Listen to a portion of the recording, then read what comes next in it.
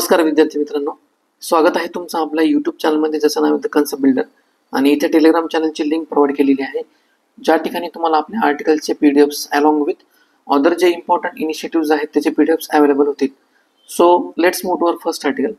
तर basically first आर्टिकलचा context काय आहे की एक global carbon project report release झालेला आहे आणि त्या रिपोर्टमध्ये काय सांगितलेलं आहे की जे नायट्रस ऑक्साईडचं जे इमिशन आहे तर हे मागच्या 40 वर्षामध्ये फ्रॉम 1980 टू 2022 हे 40% इन्क्रीज झालेले आहे. ठीक आहे, तर बेसिक जी इन्फॉर्मेशन आपल्याला एक्झामच्या पर्स्पेक्टिव्ह इम्पॉर्टंट आहे आपण ती बघूया. पहिला तर आपला पॉईंट आहे की नायट्रस ऑक्साईड.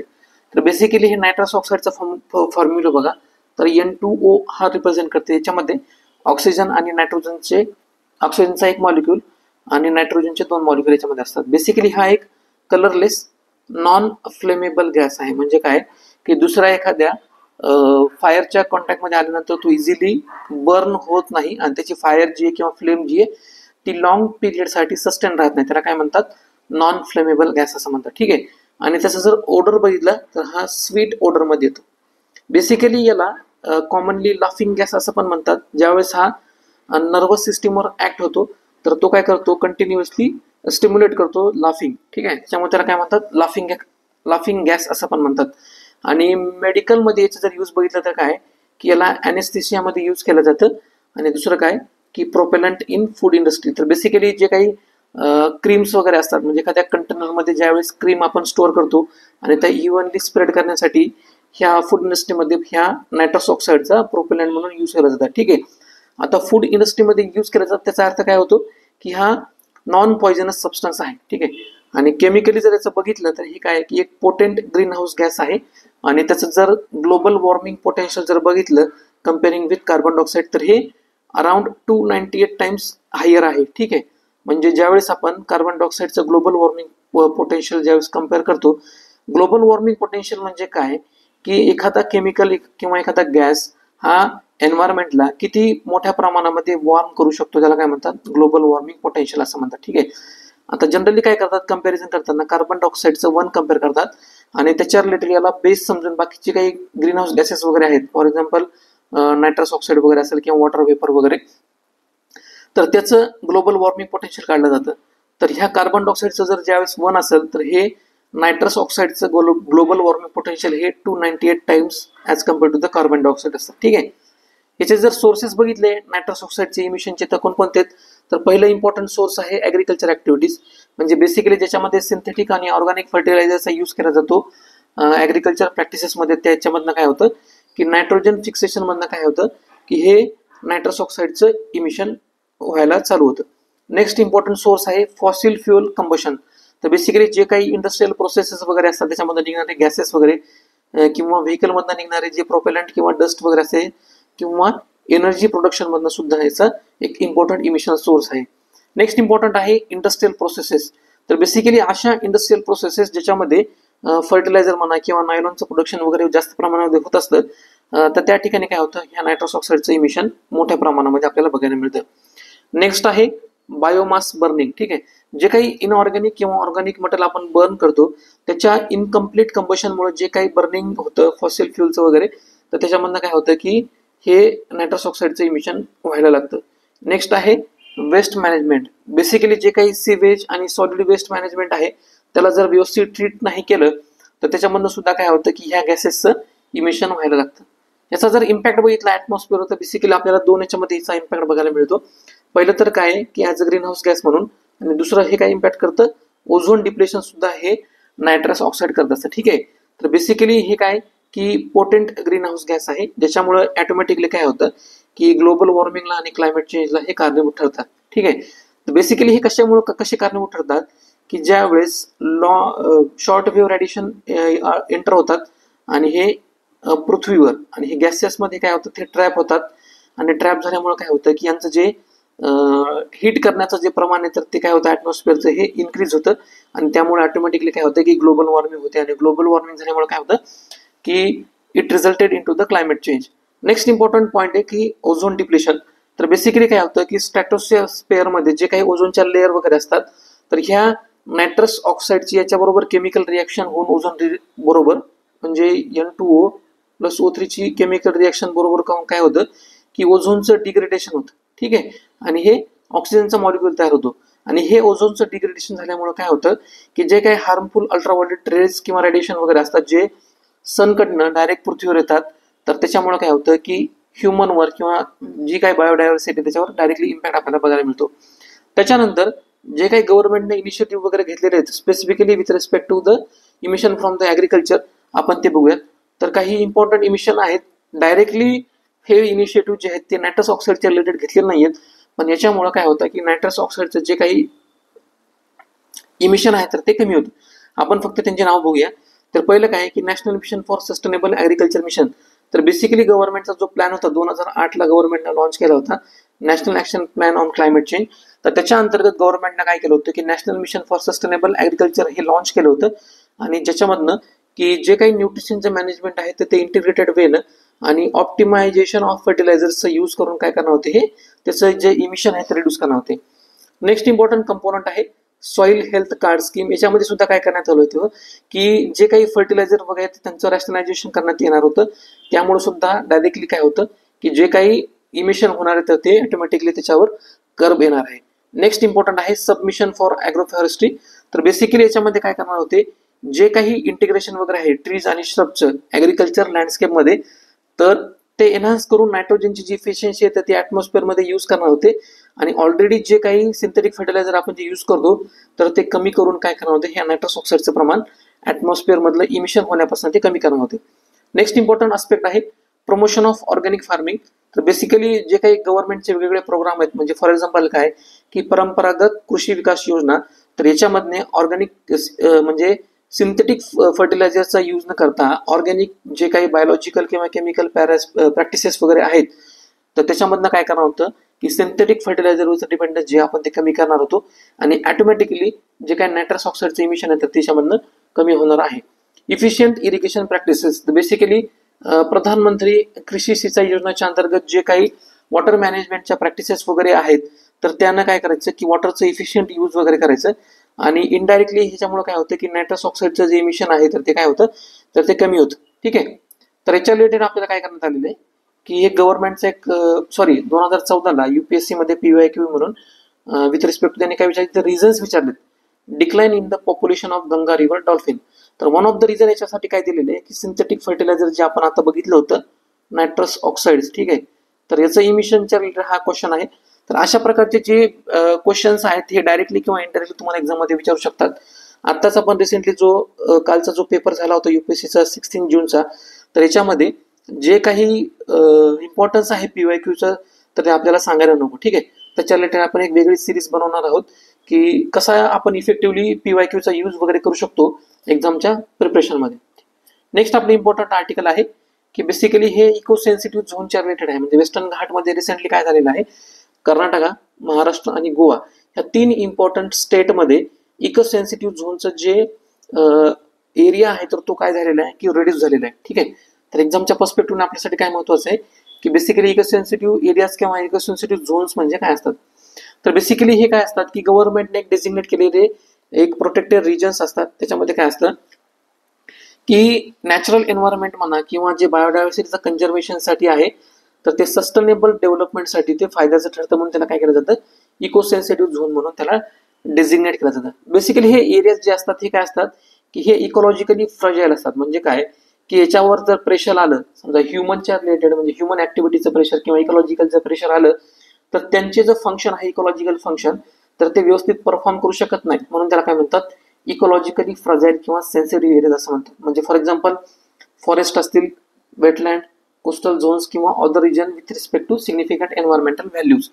आता याच्यामध्ये गव्हर्नमेंटने काय केलं होतं की जो 2002 ते 2016 मध्ये मिनिस्ट्री ऑफ एन्व्हायरमेंट, फॉरेस्ट आणि क्लायमेट चेंजनं एक ऍक्शन प्लॅन आणला होता, त्याला काय म्हणतात national wild life action plan. तर बेसिकली याच्यामध्ये काय सांगितलं झालं होतं की स्टेट गव्हर्नमेंट काय करणार आहे की जी काही लँड वगैरे आहे within 10 kilometres of boundaries of national park किंवा वाईल्ड लाईफ सेंच्युरीज तर त्याला इको सेन्सिटिव्ह झोन किंवा इको फ्रजाईल झोन म्हणून त्याला डिक्लेअर करणार आहे अंडर एन्व्हायरमेंट प्रोटेक्शन ऍक्ट 1986च्या अंतर्गत. ठीक आहे, म्हणजे तुम्हाला लक्षात आलं. म्हणजे बेसिकली ही जी ऍक्शन प्लॅन आहे national wild life action plan याच्या अंतर्गत मिनिस्ट्री ऑफ एन्व्हायरमेंट, फॉरेस्ट आणि क्लायमेट चेंज यांनी काय केलं होतं, स्टेट गव्हर्नमेंटवर एक रिस्पॉन्सिबिलिटी दिली होती, ज्याच्यामध्ये इको फ्रजाईल झोन्स किंवा इको सेन्सिटिव्ह झोन्स त्यांनी एन्व्हायरमेंट प्रोटेक्शन ऍक्ट 1986 च्या अंतर्गत डिक्लेअर करायचे. कशाच्या?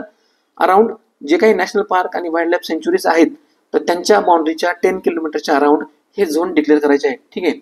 आता याच्या रिलेटेड जर ऍक्टिव्हिटी बघितलं तर बेसिकली 3 ऍक्टिव्हिटीमध्ये ह्या इको सेन्सिटिव्ह झोनच्या रिलेटेड 3 ऍक्टिव्हिटीमध्ये आपण त्याला डिवाइड करू. बेसिकली काही ऍक्टिव्हिटी ज्या प्रोहिबिटेड असतात, ज्या रेग्युलेटेड असतात आणि ज्या परमिटेड असतात. ठीक आहे.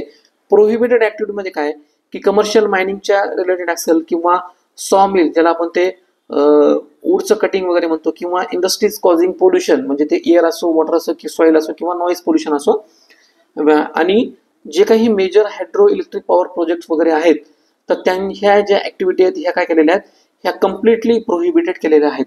रेग्युलेटेड ऍक्टिव्हिटीमध्ये कोणकोणत्या ऍक्टिव्हिटी असतात किंवा म्हणजे ट्रीचं जे फ्री फॉल वगैरे असणं, कट करणं, किंवा एस्टॅब्लिशमेंट ऑफ हॉटेल्स किंवा रिसॉर्ट्स वगैरे असतील, किंवा या नॅचरल वॉटरचं कमर्शियल यूज म्हणून त्याला यूज करणं. ठीक आहे. किंवा जे काही इलेक्ट्रिक केबल्स वगैरे असतील तर त्याचं त्या ठिकाणी ते इरेक्शन करणं. नेक्स्ट काय की drastic change in agriculture system म्हणजे काय की टेक्नॉलॉजीचा खूप मोठ्या प्रमाणामध्ये यूज करणं किंवा फर्टिलायझरचा यूज करणं. ह्या ज्या सगळ्या ऍक्टिव्हिटी आहेत हे कशाच्या अंतर्गत येतात, रेग्युलेटेड ऍक्टिव्हिटीच्या अंतर्गत येतात. नेक्स्ट आपला इम्पॉर्टंट पॉईंट आहे की परमिटेड ऍक्टिव्हिटी. तर बेसिकली ज्या काही ऍग्रिकल्चरच्या ऑनगोईंग ऍक्टिव्हिटीज किंवा हॉर्टिकल्चर प्रॅक्टिसेस आहेत ज्या नेचरशी अलाइन आहेत. ठीक आहे. म्हणजे ज्याच्यामध्ये हेवी यूज ऑफ फर्टिलायझर किंवा पेस्टिसाइड केला जात नाही, ज्याच्यामध्ये नॅचरल फार्मिंगचा यूज केला जातो किंवा तिथल्याच बायोलॉजिकल पेस्ट वगैरे असेल तर त्याचा यूज केला जातो, तर अशा ऍक्टिव्हिटी त्यांनी काय केलेल्या आहेत, परमिट केलेल्या आहेत.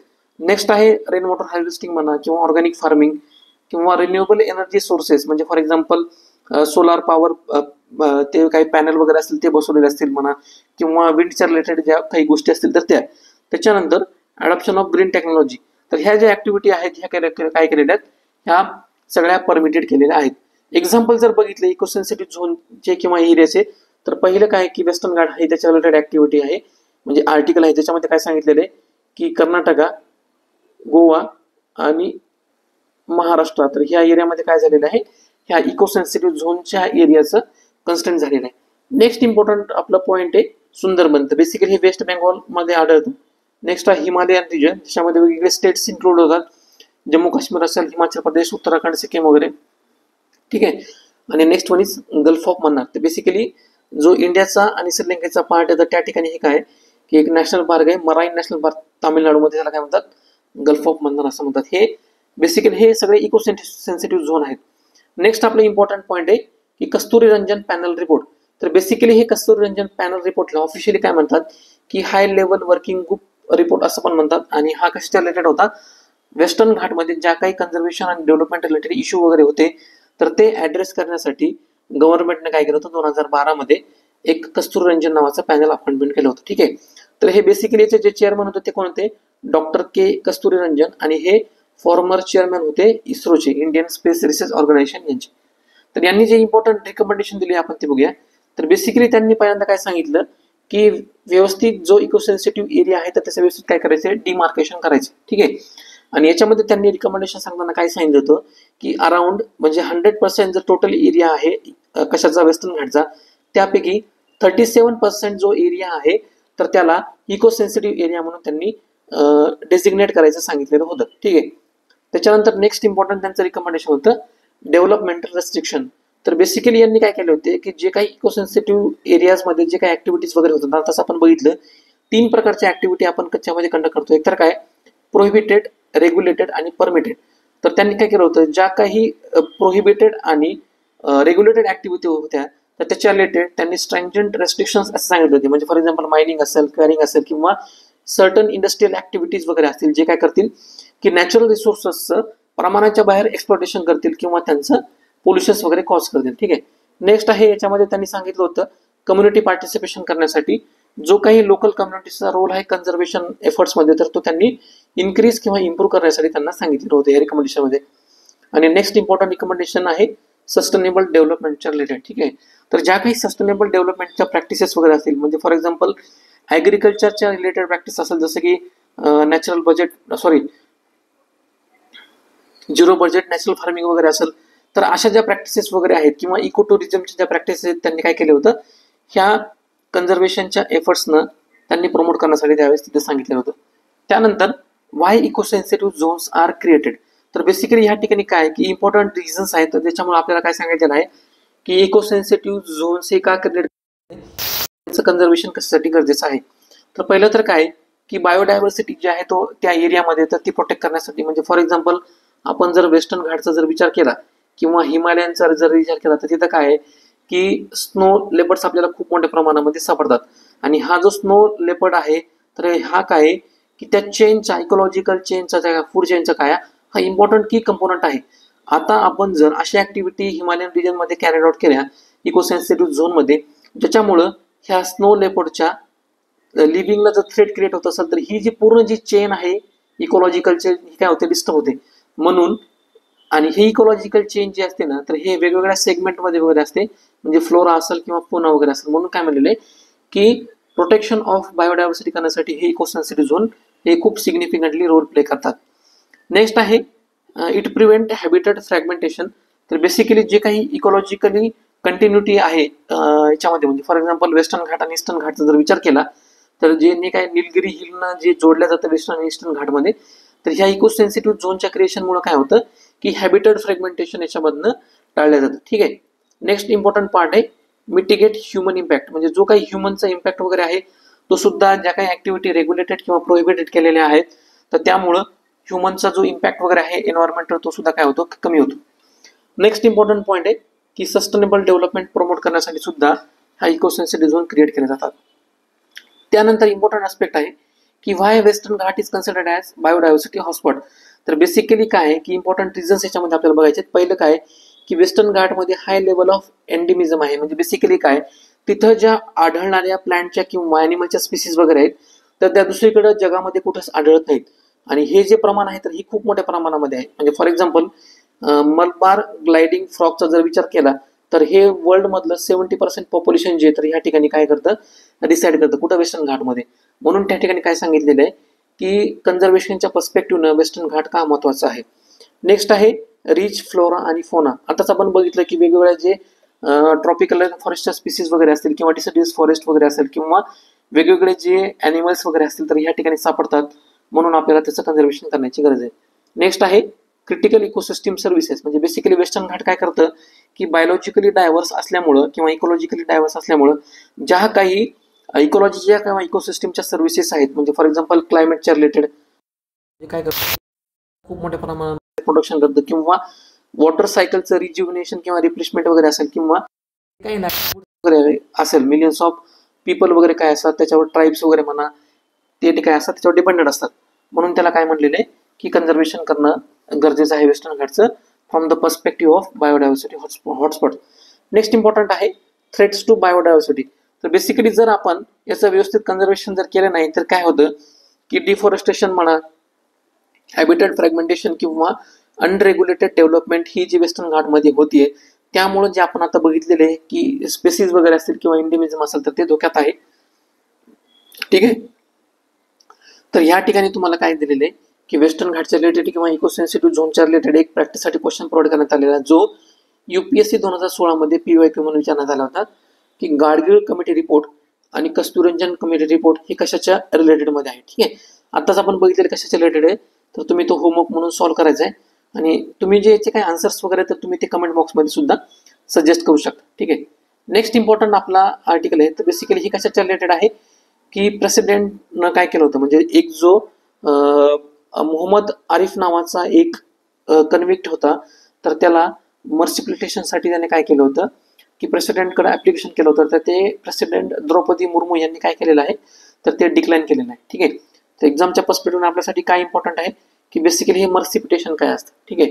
म्हणजे बेसिकली काय असते की इंडियन प्रेसिडेंटला किंवा गव्हर्नरला तर याच्या रिलेटेड काय केलं जातं, एखादी एक त्याने जर क्राईम केलेला असेल किंवा हिनियस क्राईम जर वगैरे केलेला असेल आणि त्याला जर डेथ पेनल्टी किंवा डेथ सेंटेन्स म्हणा किंवा सर्व पनिशमेंट त्या ठिकाणी प्रोव्हाइड केलेली असेल एखाद्या कन्व्हिक्टला तर त्याला एक रिक्वेस्ट सबमिट करण्याचा अधिकार असतो प्रेसिडेंटकडे किंवा गव्हर्नरकडे की त्याचे जे पनिशमेंट आहे तर ती ॲटलिस्ट कमी करण्यात यावी किंवा त्याच्यातनं कम्प्लिटली त्याला ऑब्सॉल्व करण्यात यावं. त्यालाच काय म्हणतात मर्सी पिटिशन, ज्याला मराठीमध्ये आपण काय म्हणतो की दयेचा अर्ज करणे असं म्हणतो. ठीक आहे. तर बेसिकली याचा जर ऑब्जेक्टिव्ह बघितलं तर हे बेसिकली काय आहे की ह्युमॅनिटेरियन ग्राउंडवर आहे, बस त्याच्यापेक्षा दुसऱ्या याच्यात काही नाही.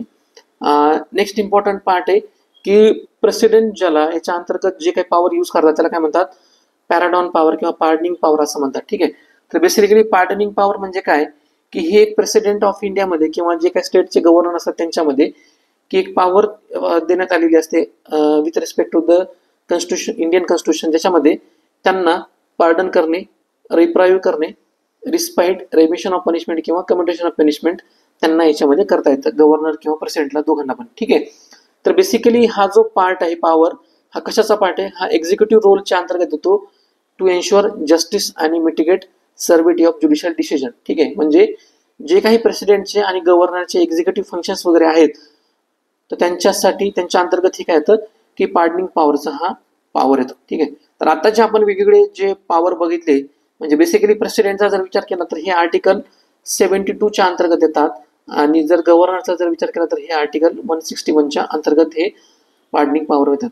तर पहिलं काय की ग्रांट ऑफ पार्डन. तर बेसिकली याच्यामध्ये काय केलं जातं, जी काही कन्व्हिक्शन झालेला समजा पर्सन वगैरे आहे किंवा ऑफेन्सिव्ह पर्सन वगैरे, तर त्याचं जे पनिशमेंट आहे तर ती काय केली जाते, कम्प्लिटली ऍब्सोर्ब केलं जाते. ठीक आहे. म्हणजे याला कम्प्लिटली रिलीव्ह ह्या पनिशमेंट मधनं केलेल्या जातं प्रेसिडेंटद्वारे. ठीक आहे.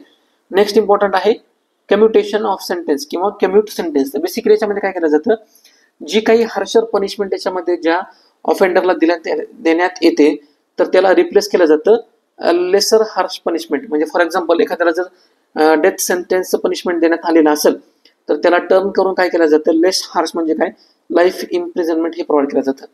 नेक्स्ट आहे रिमिट सेंटेन्स. बेसिकली ह्या रिमिटमध्ये काय केलं जातं, जे काही ड्युरेशन वगैरे असेल तर ते काय केलं जातं, कमी जातं विदाऊट चेंजिंग द कॅरेक्टर. म्हणजे फॉर एक्झाम्पल एखाद्याला रिगरस इम्प्रिझनमेंटची पनिशमेंट देण्यात आलेली असेल, किती वर्षासाठी, 10 वर्षासाठी किंवा 15 वर्षासाठी, तर ही 10 वर्षाचं जे काही ड्युरेशन वगैरे ते कमी करून काय केलं जातं, 7 वर्ष किंवा 5 वर्ष केलं जातं. पण त्याचा जो इम्प्रिझनमेंटचा जो काही कॅरेक्टरिस्टिक्स आहे, म्हणजे फॉर एक्झाम्पल रिगरस इम्प्रिझनमेंट त्याला दिली असेल तर त्याच्यामध्ये कसलाही चेंज करण्यात येत नाही. नेक्स्ट आहे रिस्पाईट.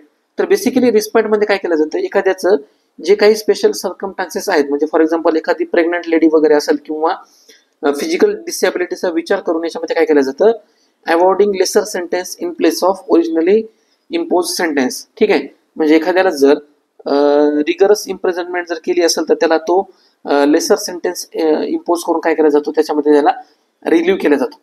नेक्स्ट इम्पॉर्टंट आहे रिप्राईव्ह.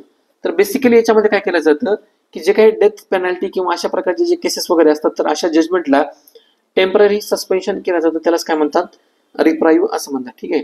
त्यानंतर इम्पॉर्टंट आर्टिकल आपण जे बघितलं होतं ज्याच्या अंतर्गत प्रेसिडेंटला ह्या पॉवर दिलेला आहे तर ते काय, कॉन्स्टिट्यूशनचं आर्टिकल 72. तर त्याच्यामध्ये काही इम्पॉर्टंट केसेस वगैरे सांगितलेले आहेत. पहिलं तर काय, in all cases where punishment or sentence is by the court martial. म्हणजे कोर्ट मार्शलच्या रिलेटेड जे काही सेंटेन्स वगैरे असतील तर असे सुद्धा केसेस किंवा तो जो कन्व्हिक्टेड आहे पर्सन तर त्याला सुद्धा याच्या अंतर्गत काय केलं जातं, प्रेसिडेंट कर मर्सी पिटिशनचा दयेचा अर्ज त्याला करता येतो.